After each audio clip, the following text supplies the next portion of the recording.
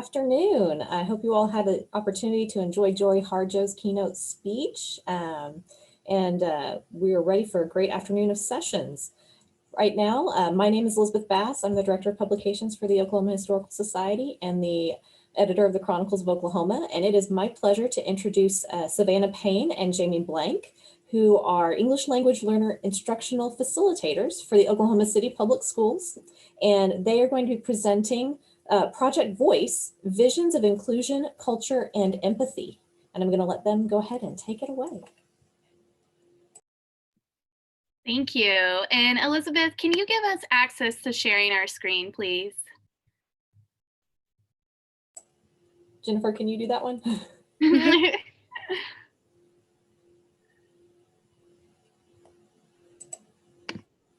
Oh, there we go. Thank you. And we'll go ahead and get started.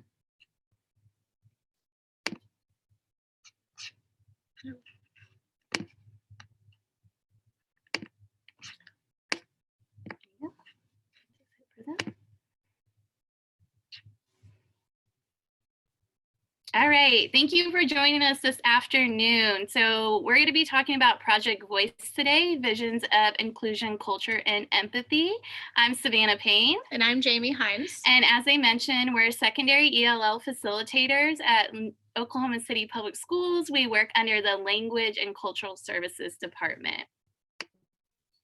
So just to focus in, we're going to first talk about what is this project about? What does it do with our community and our students? We're going to give you some samples to read and then talk a little bit about the process in our partnerships. Just want to make sure. Okay, and just as she mentioned, if you go ahead and put questions in the chat, if you have them, that will definitely be helpful. So the introduction, can you move that out of the way? There we go. Got it? Okay, so just about this project. So what it is our students craft and design multiple stories just about their lives, all right? And so this is an Oklahoma City Public School District project, and we're really focused on preserving those authentic voices. Who's included in this project is what we call newcomers and English learners. So newcomers are brand new to the United States. They're learning English for the first time. And then also we have students who have been here a little bit longer, but their English proficiency maybe isn't that high enough yet to be deemed English proficient. And so that's who's involved. I'll give you a second to read the slide because this is kind of what our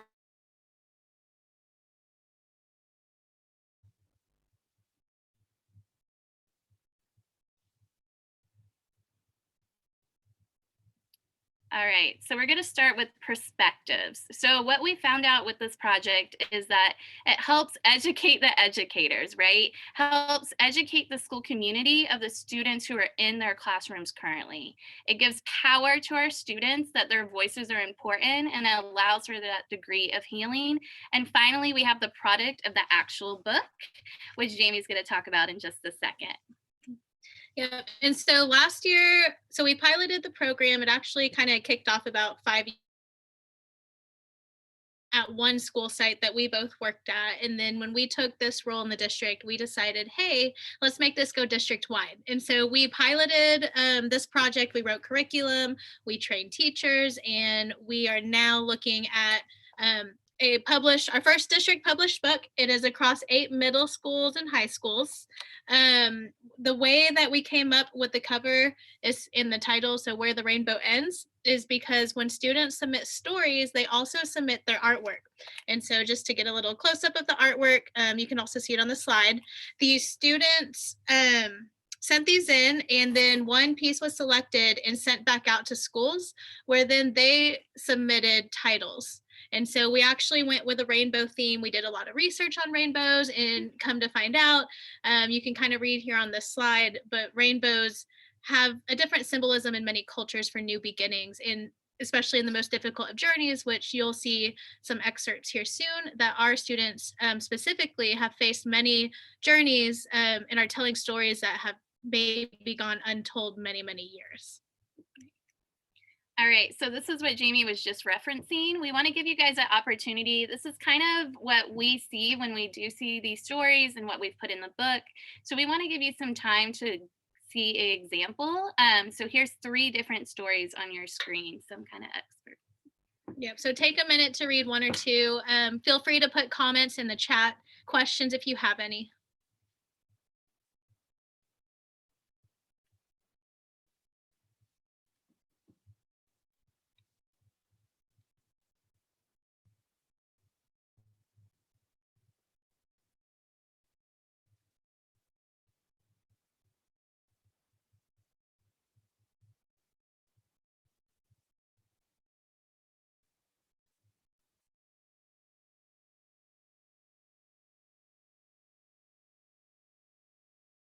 All right, so Jamie really picked these because we feel like this kind of shows what we're really trying to focus in on, right? We want to show this authentic version of our students and to people in the school community and beyond. And so again, here's 2 more examples. We wanted to really highlight these 2 as well because on the left, is that the newcomer one? Nope, that's long term. Okay, so on the left, the blue one is a EL. This is a student that's probably been in our public schools for a little bit longer, but they still don't have enough English proficiency. And then on the right, that's what we have newcomers. So newcomers, they're brand new to the United States. They talk a little bit more about their journey getting here than usually our long terms. And so we wanted to kind of give you guys the opportunity to see these 2 examples as well. And so in the blue one, the students who may have been born and raised here, they still tell a lot of stories that are very culturally significant that we really enjoy seeing in the book. As for our newcomers, you're going to see a lot of their immigration stories. That's something that maybe they just got here last month and they're working on this project. And so we're getting a lot of history in how they have arrived, things like that. And so we'll give you a moment and you could put questions or comments in the chat.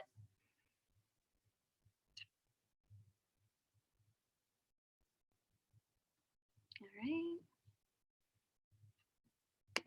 Okay, and we're super excited. So that was kind of a preview of the volume 1 2020 Where the Rainbow Ends.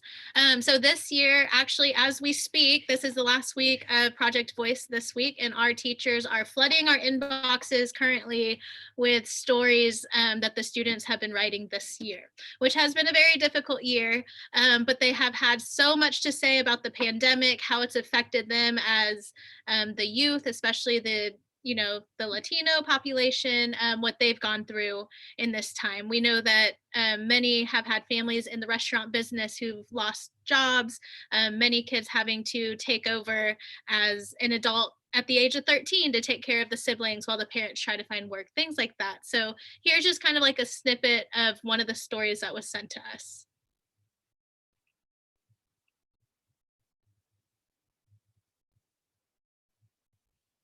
And then we'll take this opportunity. As Elizabeth, are there any questions in the chat that we should address, or are we good to move on? I think really the biggest thing people are saying is how powerful those statements are from those students, and how much they love seeing the students' voices amplified. Right. One question, primarily the assumption would be that the English as a second language, or the people who are learning English would be coming from a background where Spanish would be their primary language. Are there other languages that you're working with as well?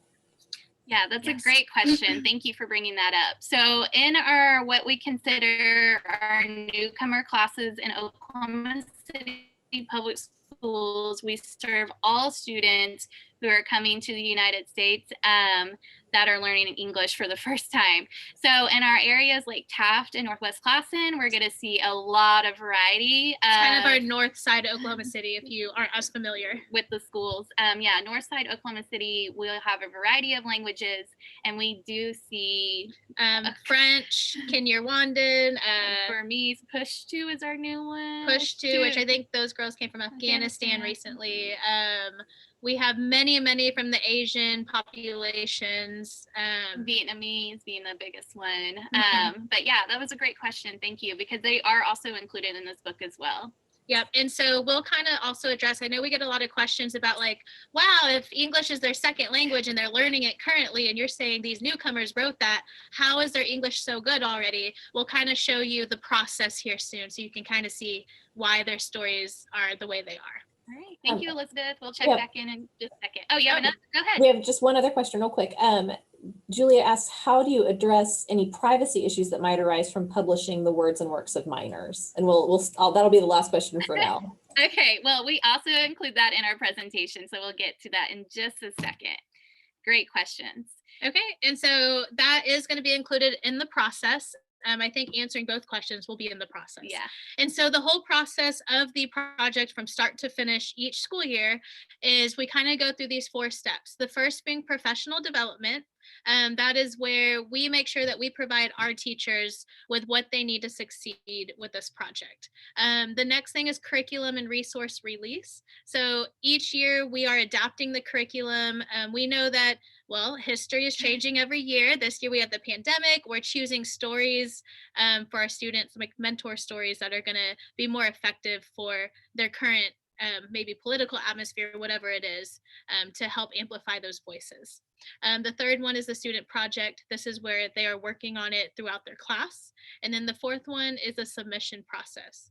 But before we even get to these 4 steps, to answer one of the questions you had, is me and Savanna have teamed up many years now with our legal counsel for Oklahoma City Public Schools, and we have met with them a few times about the privacy of the minors, and we have now gone with a process where students opt in or out of publishment. If they write a story in class and they don't want others to see it, they do not have to publish. This is still a strong project in their classroom.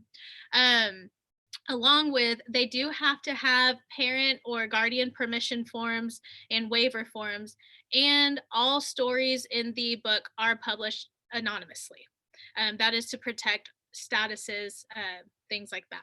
And so I can kind of show you a quick example of how they look in the book. So for example, that might be hard to see, but basically it is just the title, anonymous, and the school representation. So it is, and we make sure that we remove names as we can so that there's no identification. Yeah, and we even go so far as removing like cities sometimes, or any way that the student can be identified based on demographic information. We try to pull that out as well. And so Jamie also mentioned this, and this kind of goes with talking about multiple languages. We also make sure that the story goes home in that native language, and sometimes we have to reach out to other resources to get that translated, because we do want to make sure the parents know what's happening and what's being published, and that requires it to be translated. Yes, and we have had parents push back. We have had them turn these forms in and say, no, this cannot be published. Maybe it talks about, I know one scenario we had, it talked about a kid's uncle in and out of prison, and the family didn't want that exposed out there, even if it was anonymous. And so we respect parent guardian wishes with that, and we do not let that happen. And we inform the students way at the beginning of the project, like this isn't like one of the last things they hear. This is like one of the first things they hear with the project is like, hey, you might want to check in with your parents even before you pick a topic. Make sure it's something that, you know, you would want to publish, or something, even if it's anonymous, that's something that can be out into the community. So good question. And so now we're going to look at, I think this kind of addresses some of the other questions we'll probably have. So we know if you're involved in any kind of public school right now, trauma-based learning is really huge. So we want to include our students in that as well. Talking about immigration, migration, and refugee experiences, we train our teachers about what does it mean to report? What does it mean? Who do you contact? What social worker is assigned to your school? We give them all of these resources just to make sure that when students are writing about some of these traumatic events, that we're connecting them with the appropriate people to provide the appropriate services. And then on top of that, I don't know if you guys are familiar with secondary trauma or compassion fatigue. We also want to take care of our teachers. This is a very real thing teachers have, especially working in an inner city district, on top of hearing stories about traumatic journeys, we want to take care of our teachers in a way that they feel comfortable hearing these stories, but then what are they doing for themselves to take care of themselves? So we make sure to connect them. Oklahoma City Public Schools has a great program which allows teachers to have 6 free therapy sessions through their employee assistant program. So it really does include teachers as well in that trauma-informed, I guess you would call it, combination. And then we're not going to go over the curriculum, but we are going to go over a few things that we feel are very important to this project. One is the universal guided focus. So within our curriculum, because we're going across numerous school sites now, we want everyone to choose their own path to get there, but we want them all to focus on these essential questions. So these students across the district are all focused on advocacy. Someone mentioned amplifying the voices. So we want to make sure that these 3 questions you see here are kind of our starters, our kickoff for the project. Our teachers have done really well teaching advocacy in many different ways. They've had guest speakers come in. If you are a guest speaker or want to do something like that, let us know. We'd be happy to have you. The more that we can expose our students to people who have used their voices in a powerful way, the better that they're able to really understand the concept and come up with their own story. Yeah, many of our teachers are advocates themselves, so they have the opportunity to speak on that, but they definitely do, as Jamie mentioned, bring in advocates from our community, so students are always connecting to them as well.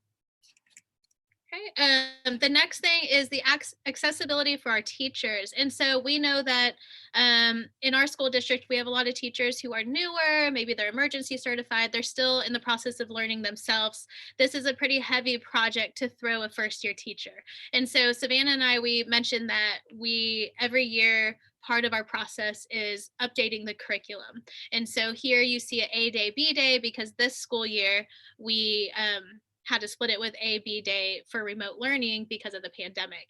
And so you can kind of see here, everything is clickable links. They know that they have free reign on making copies, changing slides to meet their classrooms, different examples, templates are there. We provide everything to make it easy, but we have a lot of teachers who like to take their own path and take ideas from this and get their students there in a different way. And we want teachers to have free reign on that because they know their students more than us, and all teachers have different learning and teaching styles. Yeah. But that's just kind of a sample to see all the things that might come in with this. One of our favorite parts of this project, so to answer the question that I brought up about these are newcomers, how are they able to write those stories when they just got here 2 months ago, right? They're still learning English. That's why they're in some of these classes. And so a big part of this is creating empathy and preserving authenticity. So here what you see is one of our high school newcomer classes, and they have been partnered with the pre-AP English class in their school building. What those 2 teachers did is they collaborated, and they had the pre-AP class working on editing, and they had the newcomers working on their writing.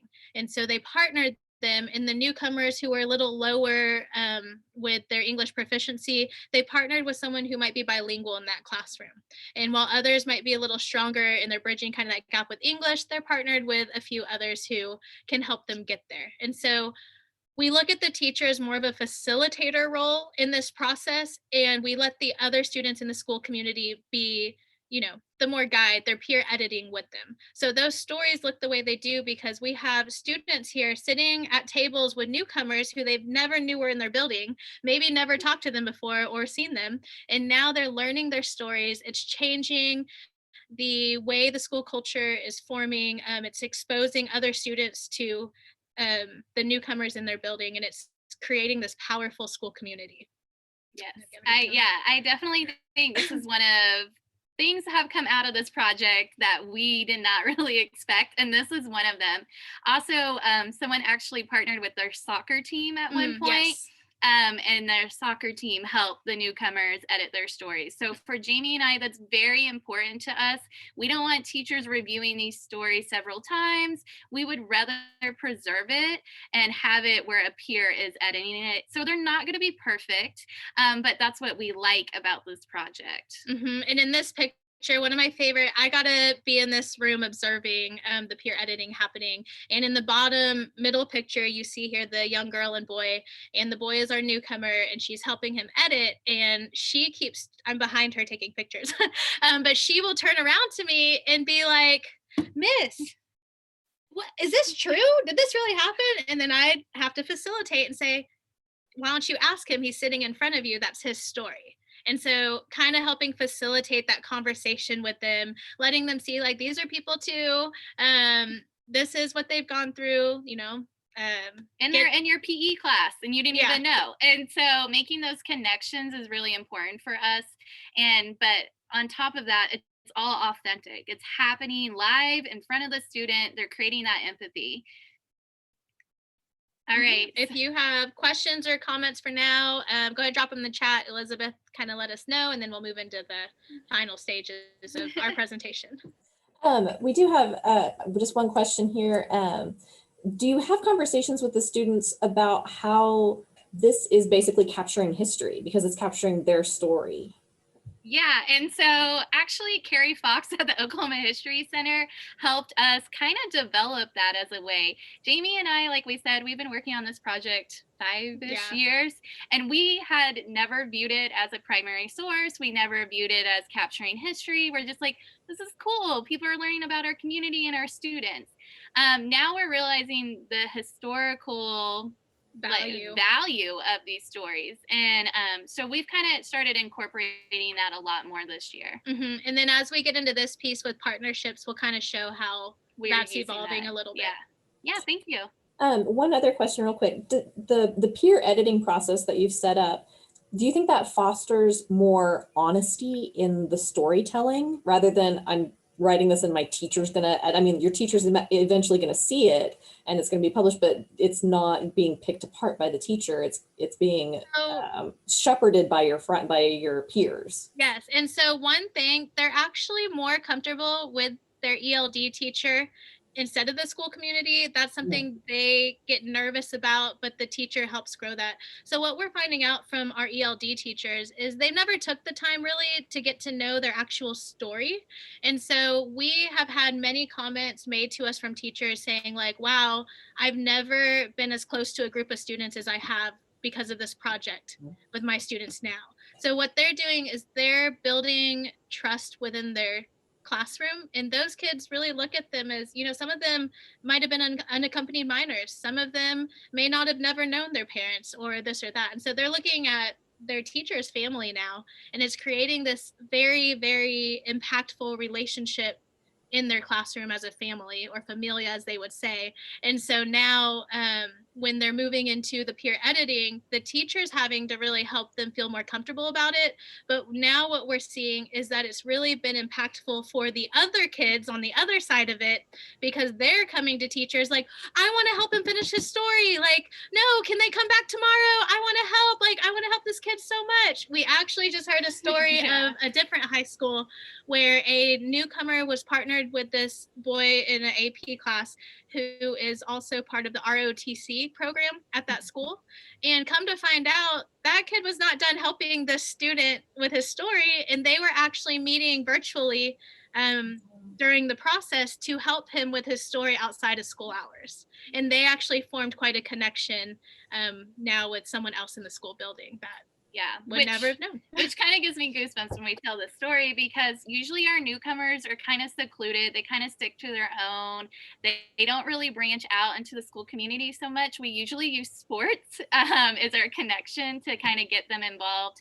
But we are starting to see this project starting to get those students connected outside of even sports. Okay, well, I'm going to scoot out of the way, you guys. Hey, keep going. All right. So now we're going to dive into partnerships. So exactly what Elizabeth was kind of talking about, like, what are we seeing growing out of this project? Well, one of these things, as we've mentioned before, Carrie Fox, the curator of education at the Oklahoma History Center, she was working on these educational trunks. focused specifically on migration in Oklahoma and even Latinos in Oklahoma. And so they actually adopted our first book as one of their primary resources within their educational trunk. And so that was really exciting for us and kind of changed what we were thinking about this project and added on and even grew it more. Yeah, and so the way that even happened was our director partnered us with Carrie, and we went and had a cup of tea. I think Carrie might be in here. So, but yeah, we went and we had tea and we just talked about it. And she asked us, she's like, did you know that these stories are primary resources in history? We're like, what? Yeah. And so just kind of getting to talk to an actual historian about all of this was very impactful for us, because we didn't realize that what we were doing in our district was something that could impact the world. And so we have now included that in our professional development, and our teachers now, seeing that as well, are even more impacted by how much further their voices can go. Exactly. And so even going on top of that, really interesting enough, Jamie and I, when we were searching rainbows, I know it sounds ridiculous, but we were searching rainbows and searching everything rainbows. We found some quotes about rainbows, so we put them in our book. A poet of one of those quotes reached out to us. So he goes by Aberjani. He's out of Savannah, Georgia, but he that is like his poet name. I'm not really sure what his actual name is. But he definitely started showing us these historical consequences of coming from our book. And so he wrote us a book review in a blog, and it was amazing and beautiful. And it kind of were showing Jamie and I, like, what else can this project expand to become? And so we'll give you a second. This is the first part of the quote, and I'll go to the next slide in just a second. But I do want you to read this.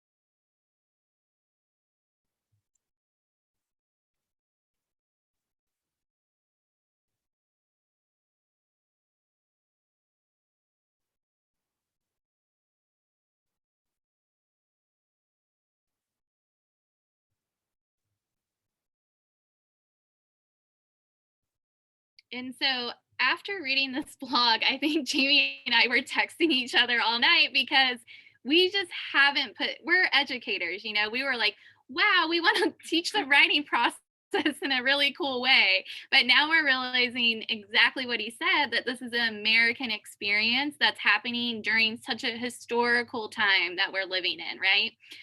So anything else you want to add? Yeah, I mean, not only do we have what he mentioned with the political climate changing, but we also have the pandemic. We're realizing now, like, each year we're doing this, and after talking with Carrie Fox and some of these other people, we had no idea, you know, how valuable each volume is going to be in telling a piece of history of how the time is changing, how immigration is changing at the border through some of these stories, along with maybe just how culturally things are changing in our nation, specifically Oklahoma. Yeah. Okay. And so this is something that I kind of dived into a little bit more, and we'll show the connection to this in one of our other partnerships as well. Like I said, we are realizing, like, all the avenues that this project really covers.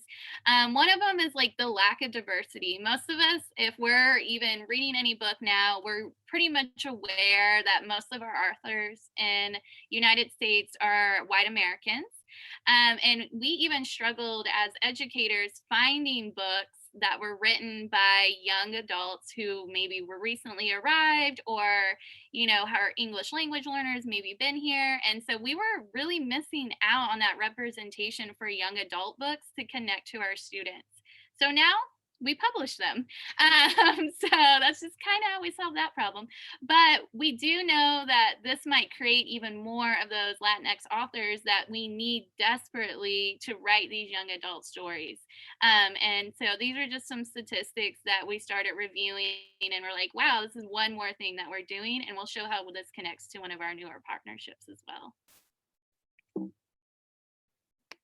You move. There you go. So kind of moving into other partnerships, the Foundation for Oklahoma City Public Schools, if you know what that is, Mary Malone, the president CEO, she really drives that force, and she is a powerhouse in our district. She has made so many positive changes. She really focuses now, a big focus of hers is our EL population, and realizing the percentage in our school district, is primarily It's up to- Hispanic. yeah, it And is. so what can we do to help these kids? And so the bulletins at the top are kind of 3 ways we partnered with them. Last year, they do something called Partners in Actions. They actually helped us find a donor who published how many books did we get? 250 books, I think. And they wanted to stay anonymous, but we did have someone come in and do that for us. And so each student author received a book, and we were able to sell the rest to come into our account. That way we can use the funds to continue to publish each year. And we're always looking for donors for that. The next thing is building EL advocates for Oklahoma City Public Schools. I don't know if you have more to talk about that one. And so talking about that, we were realizing people were reading our books and we're like, wait, this student just came here and this is what happened to them before. Like, why aren't we doing more things? And we're like, exactly. So we definitely have been using this to build our EL advocates in Oklahoma City Public Schools and really outside of our community. Yeah, as we've well. actually had many board members from other schools, surrounding school districts, who heard about this book and emailed us and asked for a copy, because they said, hey, we have English learners in our district too. We want to learn more about them. And so our book is reflective of those communities around Oklahoma City as well.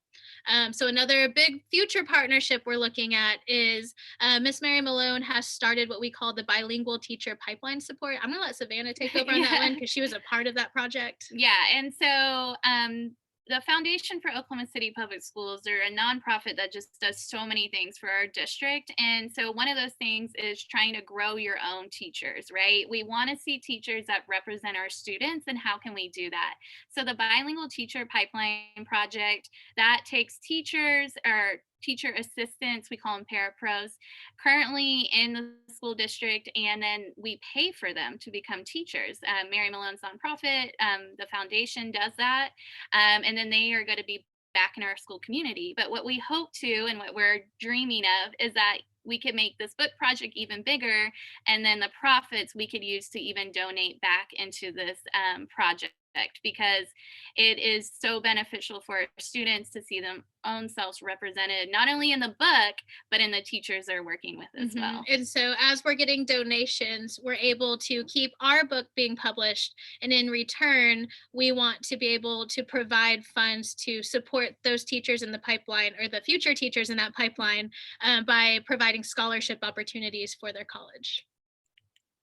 All right. The next partnership that we have is Achieve 3000. I'm not sure if you've heard of them, but they are a international learning platform for reading. And so he also found out about our book through a conference, and the CEO reached out to us and said, hey, you know how important these stories are. And so he was kind of the same way about the history of these stories. And so with Achieve 3000, they are a network that has many, many stories. They partnered with Nelson Mandela's grandson with the Nabu series.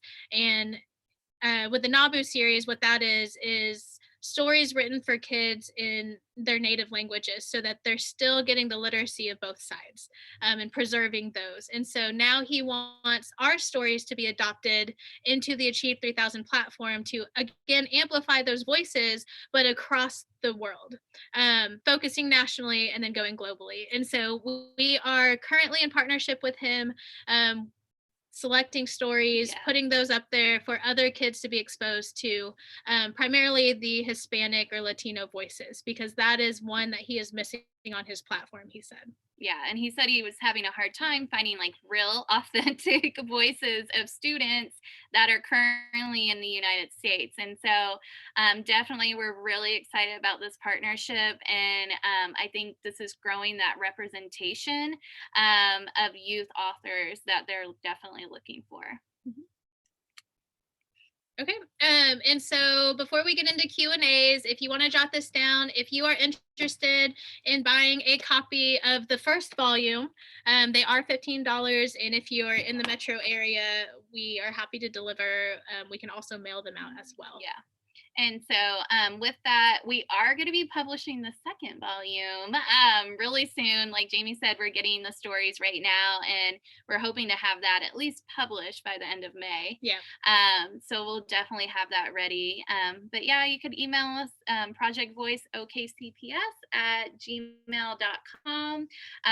Jamie and I do want to make it really clear, like that money just goes into the book project. Yeah. We don't do anything else with it. It just prints more books. Yep, and hopefully eventually it can provide scholarships to our bilingual parapros in our district to become teachers. Yes, definitely looking towards the future. Okay, and so that's kind of all we have today. And so if you guys have questions and answers, I know Elizabeth is here for us, and so go ahead. We do have a couple of questions in the chat. One, how do you see this project translating to an oral history project at a library or a museum or historical society? Kind of sounds like some more of those partnerships. I mean, we would be very interested. Please email us. The only problem with the oral history that we've run into, and Jamie and I have tried to be creative, is just because we have to protect the student status, because some of these students are going to be undocumented students. And so in the state of Oklahoma, we all know the current political climate and everything that's going on. So we have to be really careful on that. But we've been thinking some creative ways to do this. Yeah, we've been thinking of some voiceover videos without actually physically seeing them, no names. Yeah, we're definitely getting creative with that. I know that Achieve 3000 is having us present soon to whoever their people are, and they wanted a student panel to come with us, and we just can't do that right now until we really sit down with our legal team again. We always meet with our legal before going the next step, because in education we got to be careful. Have you seen this project? Have you seen it inspire projects, similar projects in other places, or have you seen other projects that are similar being done in other cities of comparable size or in comparable situations? So we've been to a couple of conferences, and we've run into some people doing some kind of version, but our project is pretty strong with the curriculum piece and tying it to standards as well. But we've been sending them out, and we're waiting for teachers, because teachers we got California, I think Oregon, Michigan. People have been emailing us because we've presented at a couple of conferences before, but we haven't been able to really connect with anyone that's doing a project in another state. It's also hard because volume 1 came at a time when the pandemic hit. And so it's been really hard to go beyond the video screen to meet with people. But we have met with some, and we have people interested. I think what Savanna was saying, a big part that comes from our project is it is focused very academically still. So tying it to standards. A lot of the projects we see are more of a creative writing class situation where, hey, just write your story. Ours is we're writing our story, but we're also learning plot, conflict, theme. We brought in ELA elements that are bridging those academic things to get them ready for the mainstream classroom.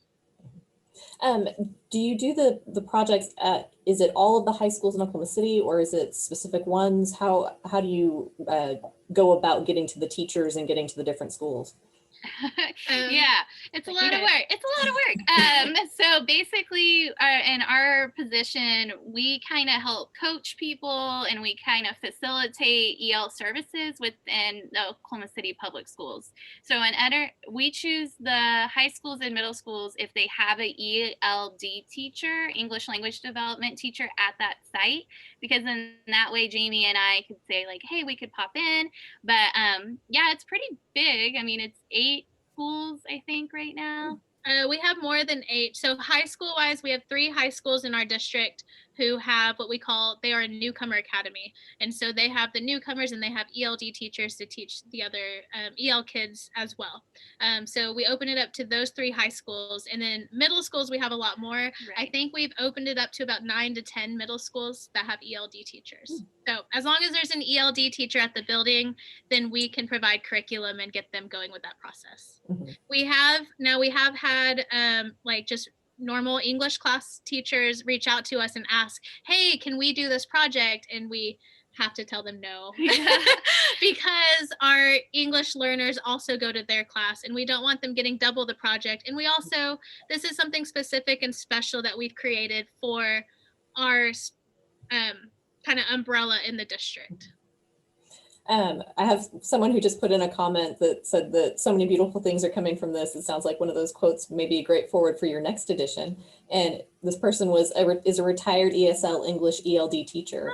Cool. And says you're doing a wonderful job and thanks you. So thought I'd share that with Thank you you guys. for that comment. Yes. Shanista, and I may be mispronouncing your name, I apologize if I am, kind of connects this to the storytelling that's a major part of tribal history and culture. And applaud you for forming that community and connection between the students in that storytelling culture. Can you talk a little bit about that? These kids talking and telling stories to one another? Yeah, so Jamie and I'm half Latina and Jamie's half Filipino, and we both come from those storytelling cultures, right? And so what we were realizing in the book is that, I'm sorry, I'm just loving that question and that statement, because the storytelling aspect is so huge and we want to foster that. But we want to show our students, like, you have this gift, you have this ability that you sit at the dinner table and you hear that story of like my aunt eating the chocolate and my grandma telling her it was rat poison in it. And so you have those stories, right, that are connected to you culturally. And then we're starting to see that develop within the book. So with the newcomers, we do heavily see stories about them in their journey, but what we consider long terms, which is our students that have been here for a while, we're seeing more cultural things. For example, definitely in the Latino culture, being a tia or being an aunt is just so important, and same as in Jamie's culture as well.